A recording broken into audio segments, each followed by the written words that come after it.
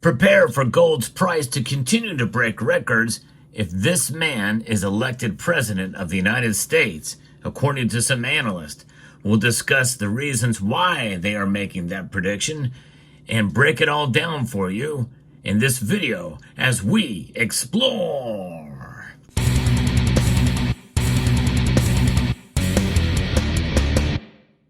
The presidential election is literally just hours away, a few days, but who's counting?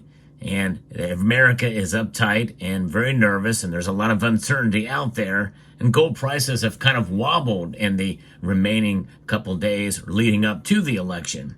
But there are some analysts over at JP Morgan that feel very strongly that gold's price could actually rise if he becomes elected. Now, my feeling is that I think it's possible that the prices will go up some, but they're saying they're going to rise a whole lot more along with Bitcoin, and they have some very interesting reasons why that's going to occur. Because the thing is no matter what your feelings are and views are about the ideology and the policies of either presidential candidate, we still have problems that need to be solved. And it's going to probably take some time to solve those problems, which means that here in America, we've got our own issues, but there's also geopolitical issues that will persist no matter who is elected president. So analysts at JP Morgan, they feel that traders are uncertain about the market, and that could further benefit gold and also Bitcoin. They kind of lump that in as well because that's another decentralized asset class out there. But in the end, I believe that gold is the ultimate form of wealth that really is not reliant on anything. It has no counterparty risk. It has no need for electricity or any of that.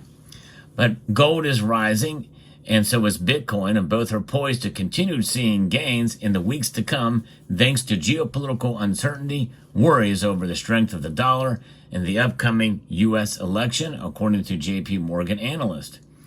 In a report that was just released, analysts at the bank said that the debasement trade is coming, which could further drive demand for both gold and Bitcoin and help push up prices. A Donald Trump victory next week in the U.S. presidential election increases the likelihood of such a trade. That's in comparison to a Kamala Harris win. I find that kind of intriguing because I would think it would be the opposite, actually. A debasement trade is when traders try to hedge against weakening currencies, geopolitical headwinds, and government deficits. Gold is typically a good insurance policy against weakened fiat money.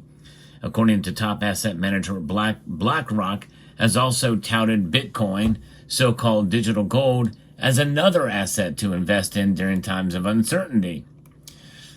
And rising geopolitical tensions and the coming U.S. election are likely to reinforce what some investors call the debasement trade, thus favoring both of those assets. According to the report, Republican nominee Donald Trump not only has come out of the crypto-friendly candidate in the race, but his policy to increase tariffs could lead to more inflation and geopolitical tensions, according to the report. And that's where I disagree with him, because inflation only has two causes. That's it. Number one, it is the Federal Reserve printing money with the blessing of the federal government because the government wants to spend those dollars. So that's the reason number two. It's printing money and spending that money. Now, printing is really an antiquated term. In reality, it is digitizing those dollars and spreading them out there to the massive, to the point where almost $500 billion every couple of weeks. It's crazy how much they are spending and how much that's happening right now, leading to inflation.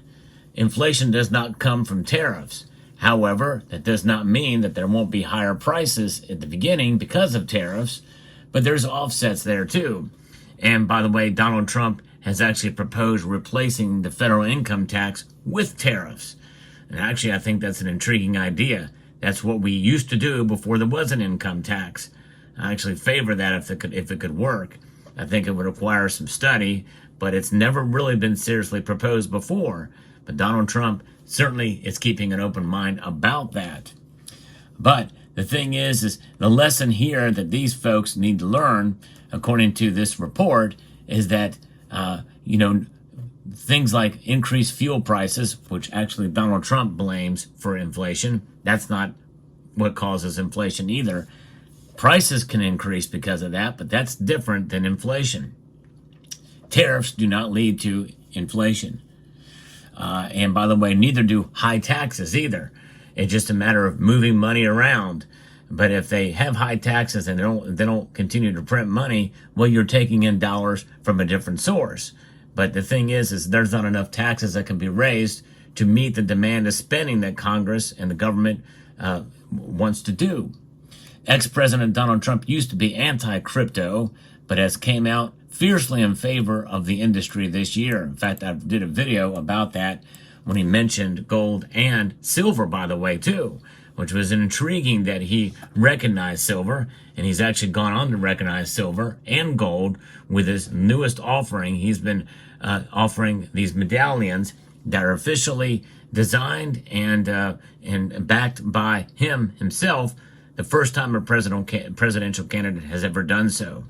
I actually showed the silver medallion in a previous video. The real estate mogul said he wants all future Bitcoin to be mined in the United States and launched a decentralized finance project running on Ethereum that plans to release its own stablecoin. Gold has this year hit new highs, and Bitcoin is now just 5% off of touching its March all-time high. So both asset classes have done very well for sure.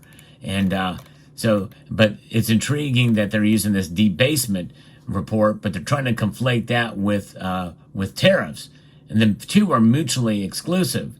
Debasement trade is because of the confidence in the currencies. There's good reason to have less confidence in this currency these days that has nothing to do with tariffs by any stretch. However, they could be right because of the faith in the dollar is waning. The faith in the dollar is waning around the world, and we are seeing de-dollarization, and that's likely to continue under Trump, but it's definitely going to continue if Kamala were to win the presidency as well. Until there's some sort of reform, a reset, a true reset to U.S. Treasury notes, or maybe even something of a system that the Federal Reserve will recognize essentially as a rules-based monetary system, which would invoke Ted Cruz's idea that he had during the 2016 campaign, another topic that I covered at the time when that was proposed.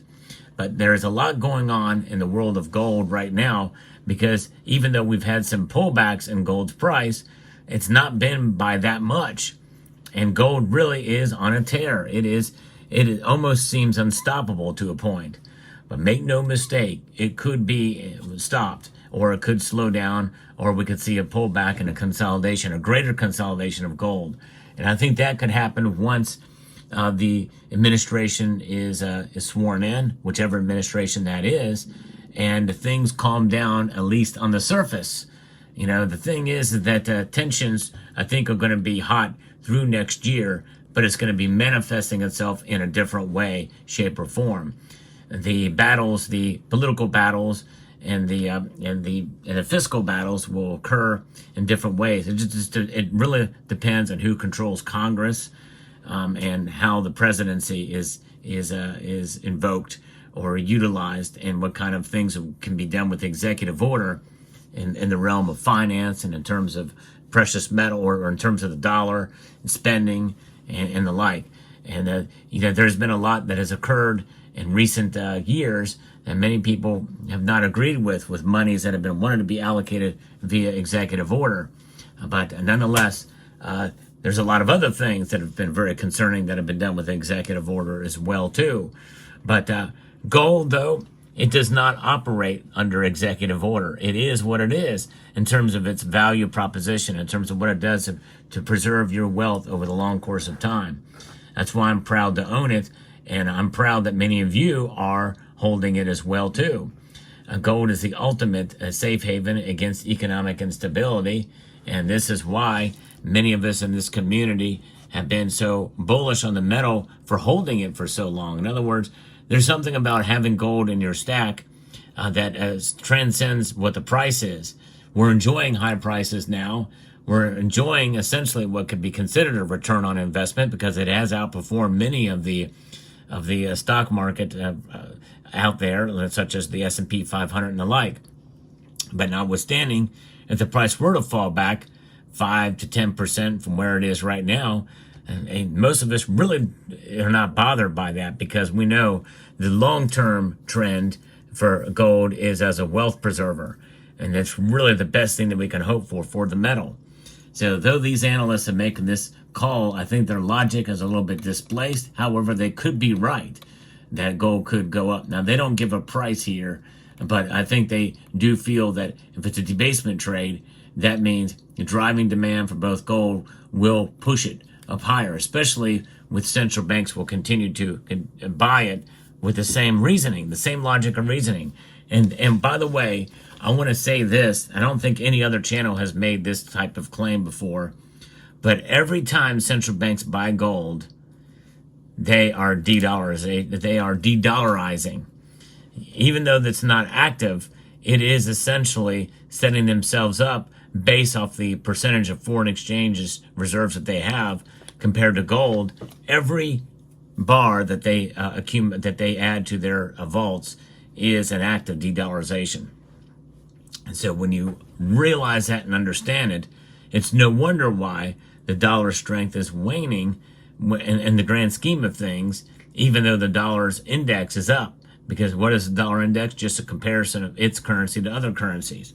And I think Trump realizes this because he wants to make the dollar to revive it as a world's reserve currency. I don't know how that's going to happen or what's going to occur to make that to take place.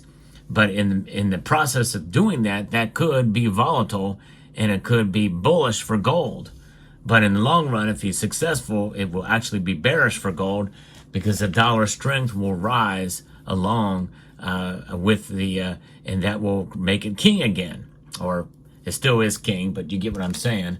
It'll be crowned yet again as the reserve currency. So let me know what your thoughts are out there about this analysis and where you think gold is going to go.